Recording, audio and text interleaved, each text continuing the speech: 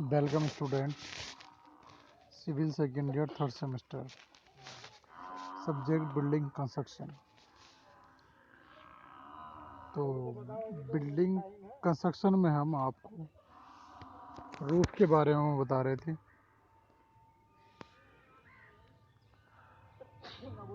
तो रूफ में आज का जो टॉपिक है वो है हमारा ढालू छतें, स्लोपिंग और पिचेस रूफ।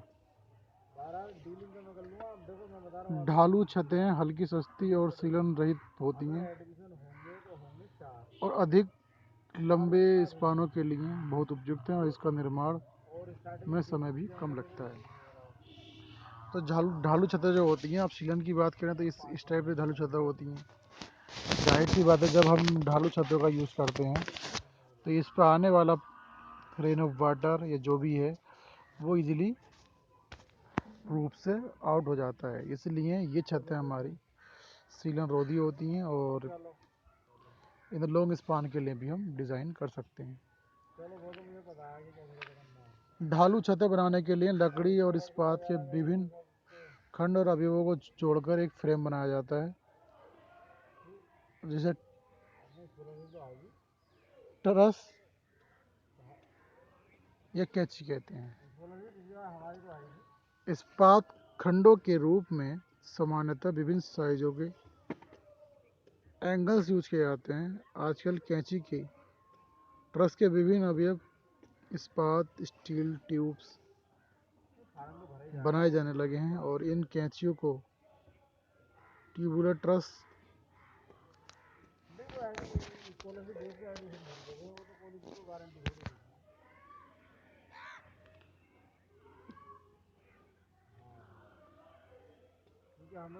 बनी कैंचियाँ स्टील ट्यूब्स बनाए जाने लगे हैं और ट्यूबुलर ट्यूब्स कहलाती है। ये कैंचियाँ ट्रस देखने के लिए में सुंदर और विभाग में हल्की होती हैं। कैंची का डिज़ाइन छत के स्पान पर निर्भर करता है। स्पान के अनुसार ही कैंची के अवयव निर्धारित किए जाते हैं। तो जो हमारी पिच स्लोपिंग रूफ है, कैंचियाँ ट्रस डिज़ाइन के अनुसार उचित दूरी पर बिल्डिंग की दीवारों और स्तंभों को स्थापित कर दी जाती है। ट्रस के ऊपर पुर्लिन कॉमन राफ्टर लगाए जाते हैं, जिसके ऊपर छत बिछा दिया जाता है। इस आवरण के रूप में घास, छप्पर, टाइल्स, सीमेंट चादरें और ग्लेज्ड आयरन की चादरें यूज़ की जाती हैं। तो इस तरीके से हम जो रूफ हमारी, तो उस पर हम कॉमन राफ्टर, प्रिंसिपल राफ्टर, पुर्ली लगाते हैं और फिर हम उसके ऊपर छत लगाते हैं।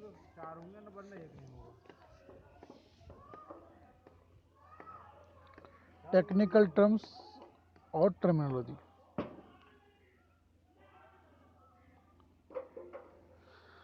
ढालू छतों को विस्तृत अध्ययन के लिए हम कुछ टर्मिनोलॉजी है, तो उस टर्मिनोलॉजी के अकॉर्डिंग हम क्या करते हैं, आपको बताते हैं कि ट्रस क्या होता है। ट्रस, अभी आप आगे सेमेस्टर में चल के ट्रस का बिल्डिंग ड्राइंग के अंदर भी बहुत कुछ पढ़ोगे, क्योंकि ट्रस बहुत बड़ा पार्ट है। ट्रस इस टाइप की जो स्लोपिंग रूफ्स होती हैं वो ट्रस के अंदर ही आती हैं। स्टील ट्रस और ट्रस जो होती है हमारी इस टाइप से, उसके ऊपर हम कुछ पार्ट लगाते हैं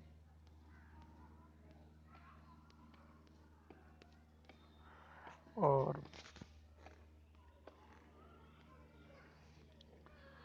छत ट्रस, कैंच ट्रस यानी कि छत ट्रस, ढालू छतों में रूफ कवरिंग को सपोर्ट देने के लिए बनाया गया त्रिभुजाकार ढांचा या फ्रेम ट्रस कहलाता है। ट्रस लकड़ी इस्पात की बनी हो सकती है। ट्रस ढालू छत का सबसे महत्वपूर्ण भाग है। जहाँ पर भी हम ढालू छतों का यूज़ करते हैं तो ट्रस सबसे इम्पोर्टेंट पार्ट है। ट्रस लकड़ी का भी हो सकता है, स्टील का भी हो सकता है, किसी भी पार्ट का हो सकता है, बट लॉन्ग स्पान के लिए ज़्यादातर हम इसको यूज़ करते हैं और ट्रस त्रिभुजाकार रूप में दिखाई देता है। सबसे पहला बात आती है स्पान। स्पान का मतलब ये होता है कि जब हमारा कोई ट्रस है, उस ट्रस में सपोज करो ये मैंने ट्रस बनाया और ये इसका टाई बीम है, तो यहाँ पे जो मैंने ये कॉलम दिया है, कॉलम दिया है, इस कॉलम से यहाँ तक की जो दूरी है वो हमारी स्पान कहलाती है। एक कॉलम से दूसरे कॉलम के जो बीच की डिस्टेंस होती है वो हमारी स्पान कहलाती है, जिसको हम पार्ट कहते हैं। तो ट्रस सामान्य दीवार कॉलम पर आधारित है और दीवार और कॉलम के बीच की हॉरिजॉन्टल दूरी स्पान कहलाती है। ट्रस डिजाइन में स्पान का विशेष महत्व है। स्पान जितना अधिक होगा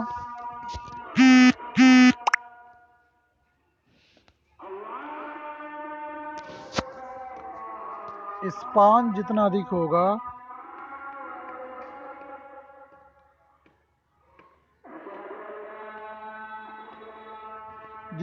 ट्रस के अवयवों के सेक्शन उतने ही अधिक बड़े होंगे।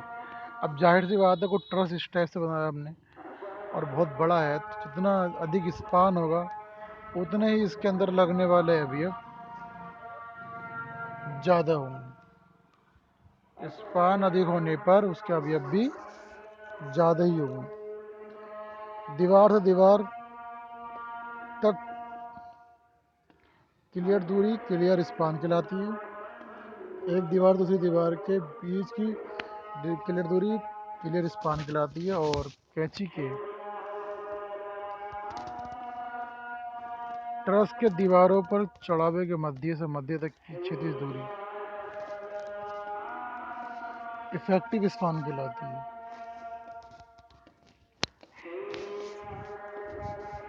एक होता है इफेक्टिव स्पान, एक होता है क्लियर स्पान। यानी कि हमने ये दो कॉलम लिए,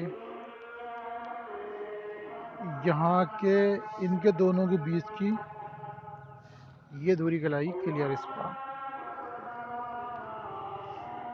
और यहाँ पे इस सेंटर से सेंटर तक की बीच की दूरी कहलाएगी इफेक्टिव स्पान। ये क्लियर स्पान।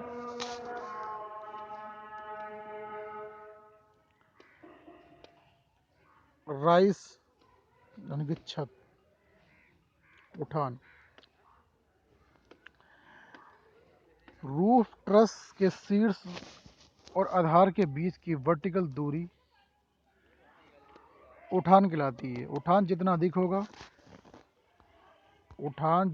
होगा ट्रस पर उतना ही अधिक वायु दाब आएगा और आवरण पदार्थ भी उतना ही अधिक लगेगा। लेकिन राइस उठान अधिक होने पर ट्रस के आधार पर आने वाला क्षैतिज दाब कम होगा और छत से पानी भी जल्दी बह जाएगा। तो राइस उठान क्या होता है कि जैसे हमने कोई ट्रस बनाया है इस तरीके से, तो इसका ये जो बीच वाला पॉइंट उठान वाला है, ये हमारा उठान कहलाता है। उठान मीन्स राइस कहलाता है।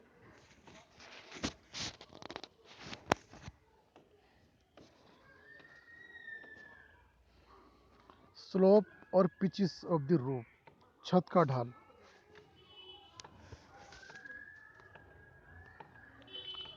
छत का ढाल क्या होता है?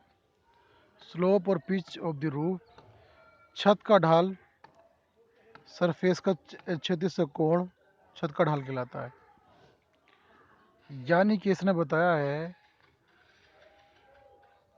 छत का ढाल स्लोप और pitch of the roof, roof का स्लोप सरफेस का क्षैतिज से कोण छत का ढाल कहलाता है और छत का ढाल 20 से 45 तक रखा जाता है। इस तरीके से ये मैंने लिए, तो ये जो एंगल है यही छत के ढाल को शो करता है। ये एंगल हम 20 डिग्री से 45 डिग्री तक लेते हैं।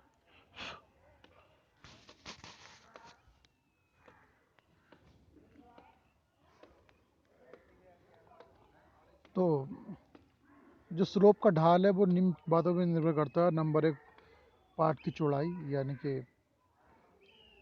Width of spawn. वर्षा और हिमपात की तीव्रता, क्षेत्र में वायु की गति और छत आवरण पदार्थ। अधिक वर्षा और हिमपात वाले क्षेत्रों में ढाल अधिक रखा जाना चाहिए ताकि पानी शीघ्र बह जाए। ये कहना चाह रहे हैं कि जहाँ वर्षा ज़्यादा होती है तो वहाँ पर ढाल अधिक देना चाहिए ताकि ढाल अधिक देने से जो भी वर्षा का पानी है वो आसानी से बह जाए और छत पर ज़्यादा लोड ना पड़े।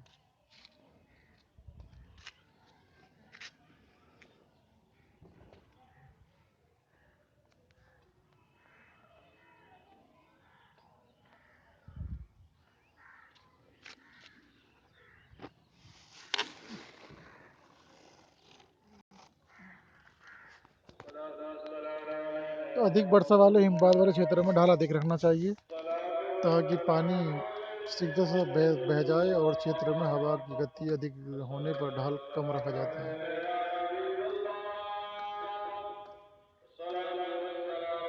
ढाल कम रखा जाता है, वायु दाब अधिक आता है और अगर आवरण पदार्थ की पारगम्यता अधिक है तो ठीक ढाल रखा जाता है। तो टेन फाइव बराबर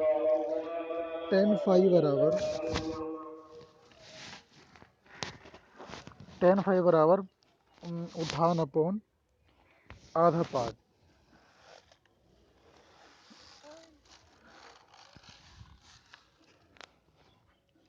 तो राइस हो गया आधार span upon into ten theta.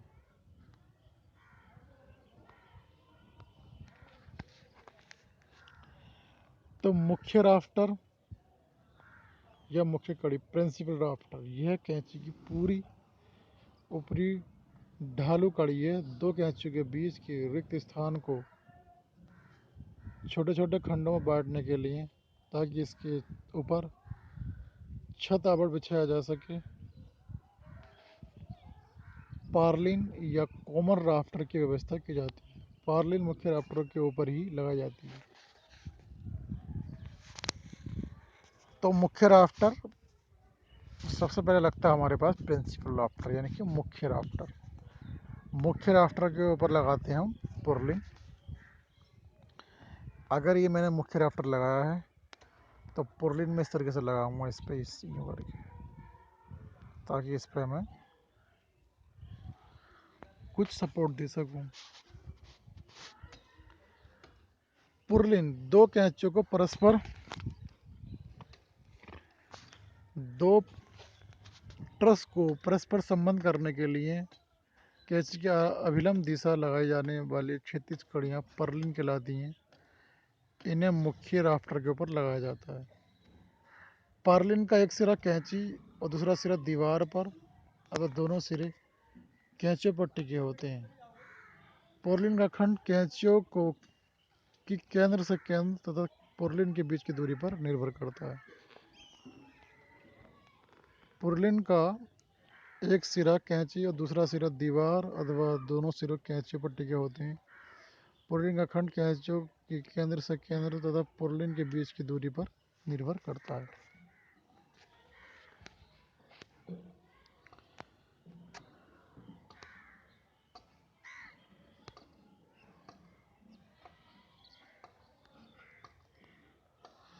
CLAT purlin वो नहीं था, वो तो क्लेट लगता है इसका। पुर्लिन ठीक है। क्लेट ये लकड़ी अथवा इस्पात का टुकड़ा होता है जिसे कॉमन राफ्टर की कील पेज अथवा बोल्ट से जोड़ा जाता है। ऐसा कार्य पुर्लिन को इसकी ठीक स्थिति में बनाए रखना है। इस प्रकार गुटका पुर्लिन साधारण राफ्टर की संधि स्थल पर लगाया जाने वाला टुकड़ा है। कॉमन राफ्टर ये लकड़ी अथवा इस्पात की कड़ियाँ होती हैं जो काठी गुटके में ये वेस तक लगाई जाती हैं। इन राफ्टर पर रूफ कवर के लिए बेटन्स या तख्ते सरके जाते हैं। ऊपर की तरफ ये काठी गुटके से जुड़े होते हैं। इन्हें 30 से 45 सेंटीमीटर के अंतराल पर डाला जाता है।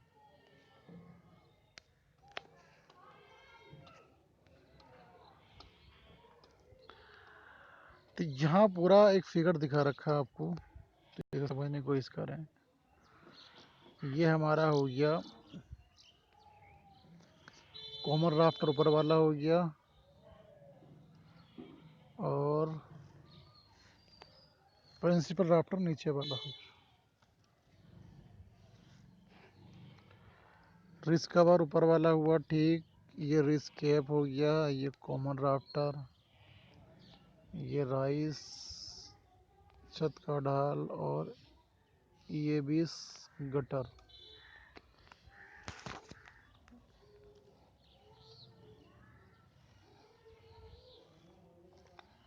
काठी गुटका, ridge end the ridge pieces.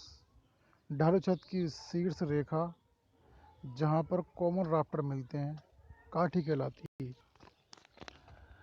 काठी गुटका लकड़ी की क्षैतिज कड़ी है जो काठी के स्थान पर लगाई जाती है। कॉमन राफ्टर इसी गुटके के साथ स्थिर की जाती है और इसका खंड इतने सेंटीमीटर तक होता है। रिच कैप सबसे ऊपरी भाग होता है जो दोनों राफ्टरों को आपस में जोड़े रखता है। ये भी ओलती ढलवा छतों का निचला किनारा जहां से वर्षा का पानी टपकता है ओलती कहलाता है। कभी कभी वर्षा के जल के निकास के लिए छत के निचले किनारे पर ढाल के अंत में नाली स्थिर की जाती है जिसे ओलती नाली कहते हैं। ओलती तख्ता, ये भी इस गटर।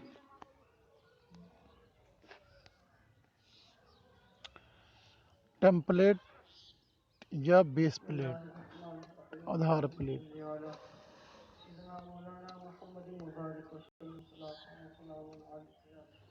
टेम्पलेट और बेड ब्लॉक, ये सीमेंट कंक्रीट और पत्थर का ब्लॉक है जो कैच के टाई बीम के नीचे स्थिर किया जाता है। इसका मुख्य उद्देश्य कैंची पर आने वाले भार को अधिक बड़े क्षेत्रफल ट्रांसमिट करना होता है। अगर चिनाई की दीवार में कैंची बिना टेम्पलेट के रख दी जाए तो चिनाई के जोड़ के कारण कैंची पर आने वाला भार दीवार पर समान रूप से डिस्ट्रीब्यूट नहीं होगा। इसे बेस प्लेट भी कहते हैं। गेबल एंड जो ढलवा छतों में दोनों ओर ढाल होता है। साइड की दोनों दीवारों ऊपर से तिकोनी बनाई जाती है। तिकोनी दीवार वाली त्रिकोण पास कहलाती है। वह रूप जिसमें तिरंगी गेबल एंड साइड होते हैं तो वह गेबल्ड रूप कहलाती है। इस प्रकार तिकोनी से दो दिशाओं में ढालू होती है।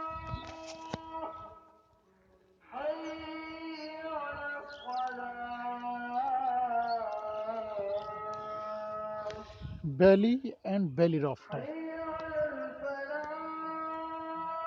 Valley and valley rafter.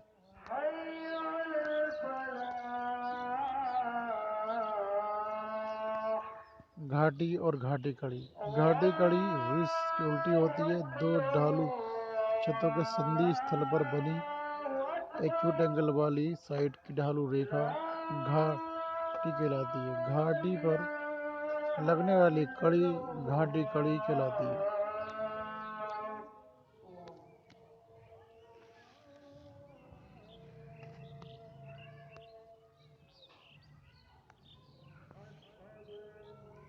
ढालू छत के अवयव, ये हमारी काठी हो गई, रिज जो ऊपरी से हैपिड एंड पुट्ठा सिरा, और ये हिप हो गया, ये घाटी हो गई, ये तिरंगी सिरा गेबल एंड, ये टेकदार छत। तो ये एक ढालू छत के अवयव दिखा रखे हैं। जो ढालू छतें होती है हमारी इस टाइप से भी होती हैं जिनको इस तरीके से आप समझ सकते हैं। ये गेबल एंड हो गया इसका गेबल एंड, और hip and the hip rafter दो ढालू छतों के संधि स्थल पर बने कोण ऑब्ट्यूस एंगल वाली साइड ढालू रेखा हिप कहलाती है। और इस रेखा पर लगने वाली कड़ी पुट्टा हिप राफ्टर कहलाती है।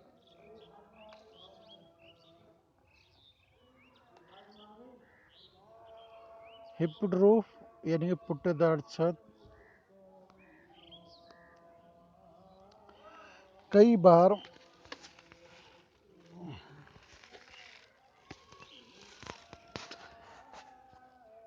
ढलवा छतों की दूसरी साइड भी ढाल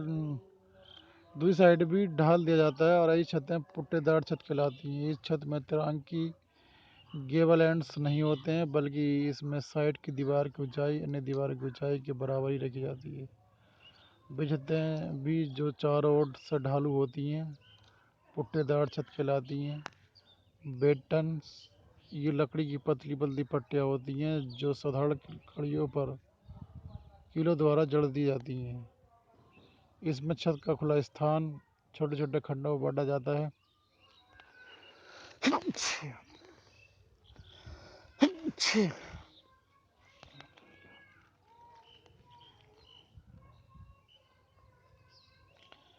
तो बैटन्स ये लकड़ी की पतली पतली पट्टियाँ होती हैं जो साधारण कड़ियों को कीलों द्वारा जड़ दी जाती हैं। इससे छत का खुला स्थान छोटे छोटे खंडों में बांटा जाता है, जिससे छत पर रूफ कवरिंग बिछाने में सुविधा होती है। वॉल प्लेट ये लकड़ी का टुकड़ा होता है जिसको दीवार के शीर्ष पर लगाया जाता है।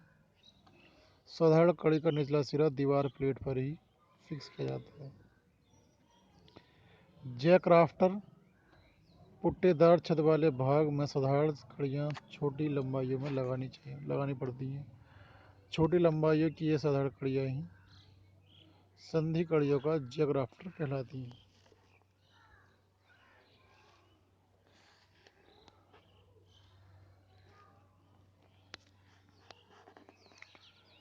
तो hip and the hip rafter hip and hip rafter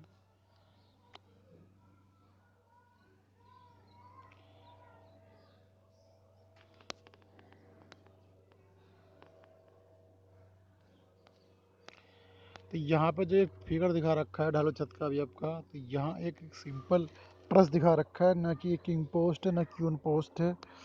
truss जो होते हैं वो कई प्रकार के होते हैं, तो वो हम आगे स्टडी करेंगे कि किंग पोस्ट ट्रस है या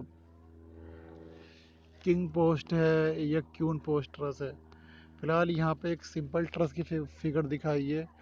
फिर ट्रस के जो अवयव होते हैं हमारे वो स्पान ये दीवार दे रखी थी, दीवार के बाद में ये उन्होंने कॉमन राफ्टर प्रिंसिपल राफ्टर लगा रखा है। पुर्री नहीं उन्होंने नहीं दिखा रखा है। आगे मैं आपको कोई ना कोई सही सी फिगर ऐसी दिखाऊंगा कि जहाँ पर पुर्लिंग पूरे एक किसी ट्रस के सारे पार्ट उसके अंदर लगे हुए होंगे, तो वो आगे मैं एक्सप्लेन करूँगा। बट यहाँ पे इनके कुछ नेम थे, कुछ डेफिनेशन थी जो मैंने आपको बताई कि हमारा क्लेट क्या होता है। क्लेट एक राफ्टर दूसरे राफ्टर को रोकने का कीला कार्य करता है। और स्पान क्या होता है और ट्रस क्या होता है। तो ढालू छतें जो होती हैं अक्सर ट्रस के रूप में ही हमें दिखाई देती हैं। तो ढालू छतें जो हमारे हिल स्टेशन है जहाँ बर्फ़बारी ज़्यादा होती है, तो ज़्यादातर उन हिल स्टेशनों पर हम ट्रस का यूज़ ज़्यादा करते हैं। तो स्लोपिंग रूफ ट्रस के रूप में हम बनाते हैं, और स्टील ट्रस वुड ट्रस भी इस्तेमाल करते हैं।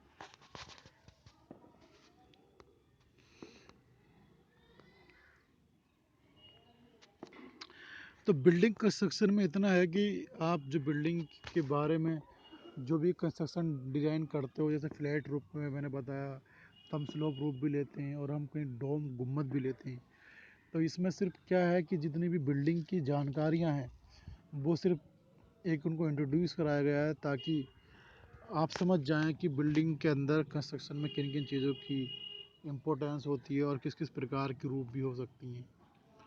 और अगर आगे हम चलें, अभी तो हमारा ये थर्ड सेमिस्टर है, आगे जब आप फोर्थ में फिफ्थ में सिक्स में पहुँचेंगे तो कहीं ना कहीं आप इसका एक बड़ा रूप पाएंगे। जैसे कि यहाँ मैंने अभी जिक्र किया, ट्रस का जिक्र किया, स्लोपिंग रूफ का जिक्र किया, तो ये अपने आप में बिल्डिंग ड्राइंग यानी कि सिविल ड्राइंग के बहुत बड़े पार्ट हैं।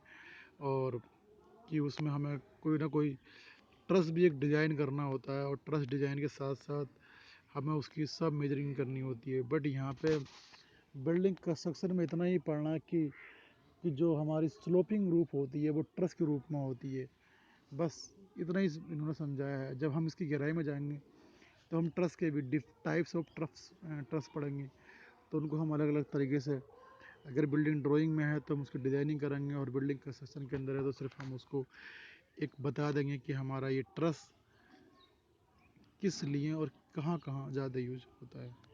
तो इस लेक्चर में इतना ही। Thank you class.